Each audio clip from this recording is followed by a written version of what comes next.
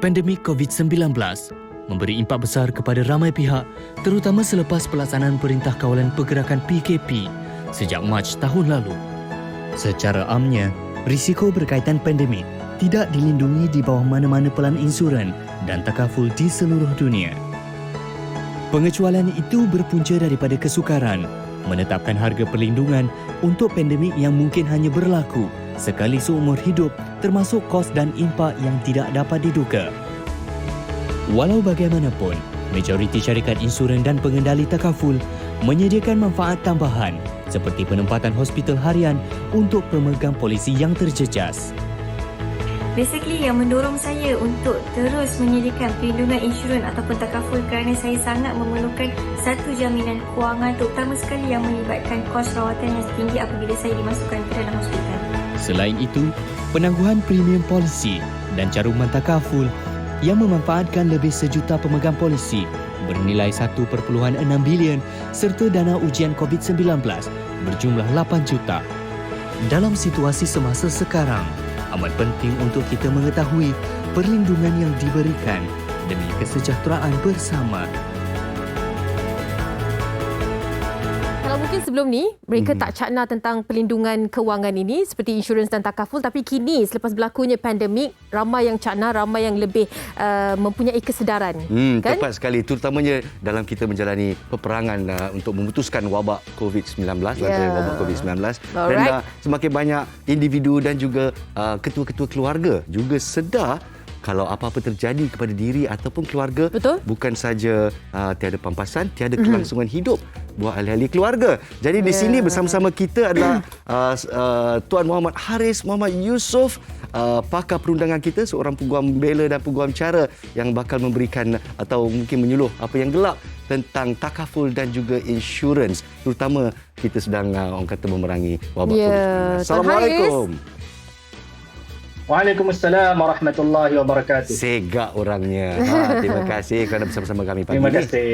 Okey, sekarang ni musim pandemik, apa yang kita perlu fikirkan adalah pemegang polisi. Pemegang polisi yang sebelum ini, adakah mereka faham dan cakna tentang, sebab ada juga artikel mengatakan dituntut untuk selaraskan polisi berkaitan dengan COVID-19 untuk takaful dan insurans. Komen Tuan Haris sendiri. Baik, terima kasih. Terlebih dahulu saya mengucapkan terima kasih kepada pihak TV3 atas jemputan kepada siaran live Malaysia ini.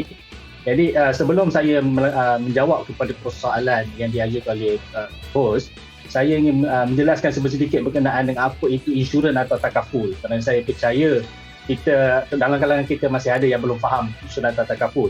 Jadi secara mudahnya, insurans atau takaful ni adalah perlindungan untuk meminimalkan risiko kita sebagai pencarum akibat dari kesan sesuatu bencana atau musibah ke atas diri kita sekiranya berlaku bencana atau musibah yang diterima dilindungi oleh pengendali insurans takaful tersebut.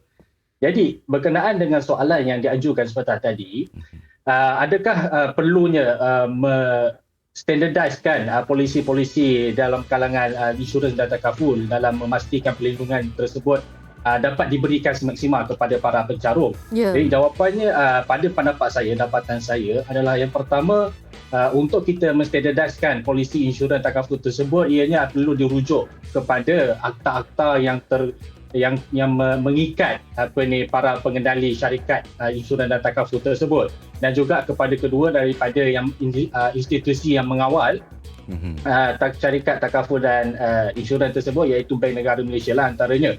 Jadi sekiranya perkara ini untuk kita menstandardiskan polisi tersebut adalah perlu mendapat persetujuan perlunya polisi daripada pihak regulation daripada pihak Bank Negara Malaysia dan juga undang-undang yang berkaitan. Saya ada dua soalan untuk Tuan Haris ya. Pertama sekali, apa yang saya faham, amat suka untuk kita standardiskan atau samaratakan semua polisi kerana setiap syarikat mempunyai daya kompetitif yang berbeza. Itu suatu lagi yang kita harus pertimbangkan.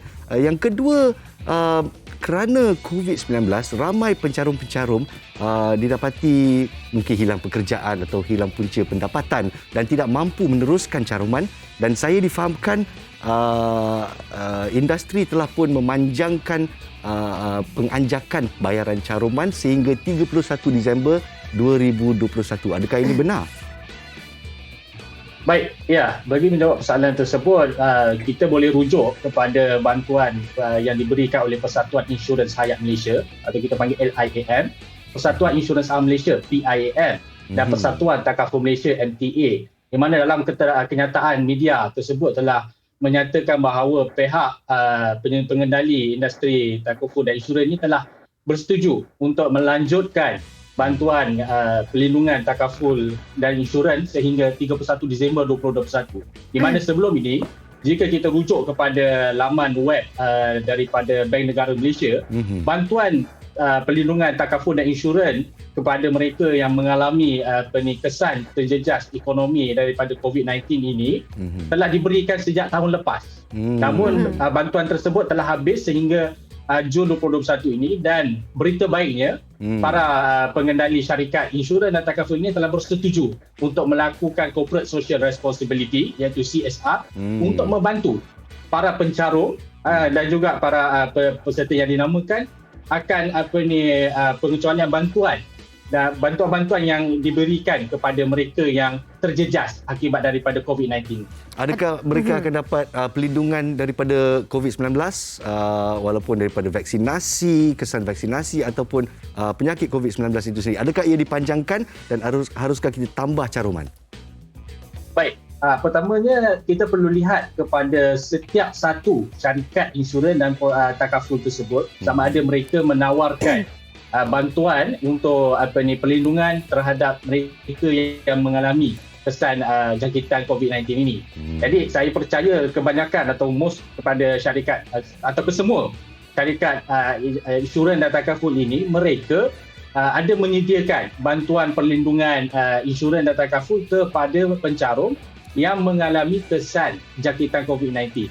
So, antara lain, bentuk perlindungan insurans takaful yang diberikan kepada mereka mengalami penyakit COVID-19 ini adalah elang hospital digandakan. Elang hospital digandakan yang pertama sekiranya mereka masuk hospital. Yang kedua, ujian COVID-19 dan penggunaan PPE, alat perlindungan PPE yang perlu dari segi perubatan semasa kemasukan hospital akibat daripada jangkitan COVID-19. Yang mana syarikat insurans takaful ini akan bayar balik kepada pencarum tersebut. Okey, melihat kepada perkara ini, adakah ianya bersyarat melihat kepada rekod pembayaran individu tersebut ataupun pemegang polisi? Kerana kalau kita tahu ramai yang menangguhkan bayaran kerana tidak ada pendapatan terjejas dan sebagainya.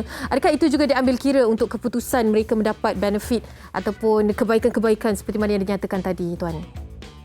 Ya, berbalik kepada kenyataan saya sebentar tadi bahawa pihak pengendali syarikat takaful insurans ni, mereka telah melakukan satu bantuan dalam bentuk corporate social responsibility CSR ni.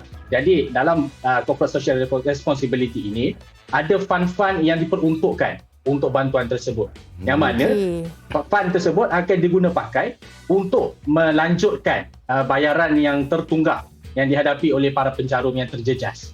Dan saya percaya benda ini adalah bergantung kepada tempoh yang diberikan oleh sesuatu syarikat insurans dan takaful tersebut. Jadi ini ia akan datang daripada COVID-19 Test Fund yang dijangkakan dah 8 juta dikumpulkan oleh 6 syarikat utama dan sekarang dah sampai 10 juta untuk membantu mereka yang terjejas. Jadi kalau anjakan caruman telah diberikan sehingga 31 Disember 2021 dan maklumlah daripada PKP kita ke Pelan Pemulihan Negara, dan kalau kita lihat masalah ini berpanjangan, adakah Tuan rasa Bank Negara dan juga pihak kerajaan akan memanjangkan masa moratorium ini? Ya, saya percaya pemberian bantuan ke atas mereka yang terjejas akibat daripada COVID-19 ini adalah satu usaha yang murni yang telah dilakukan oleh kerajaan dan juga institusi industri sejak daripada kita terkesan pada Mac 2020, dan sehingga kini bantuan tersebut telah dilanjutkan sehingga 31 Disember 2021. Dan saya percaya sekiranya wabak pandemik ini tidak berkesudahan, tidak habis, dan perkara ini telah memberi impak yang besar kepada rakyat secara keseluruhannya, bantuan ini akan dilanjutkan. Alhamdulillah. Kita harapkan ini juga, dan pastinya masing-masing lebih lega dengan apa yang dikongsikan oleh Tuan Haris. Terima kasih banyak-banyak Tuan Haris. di atas perkongsian Sama-sama. bersama dengan kami di MHI. Muhammad Haris, Mat Yusof, Peguam Bela dan juga Peguam Cara yang berkongsi dengan kita berkaitan dengan insurans dan takaful bagi mereka yang belum lagi ada kecaknaan untuk ambil. Fikir-fikirkan kerana waktu ini adalah waktu yang terbaik Tepat untuk kita sekali, merancang kewangan kita di musim hadapan.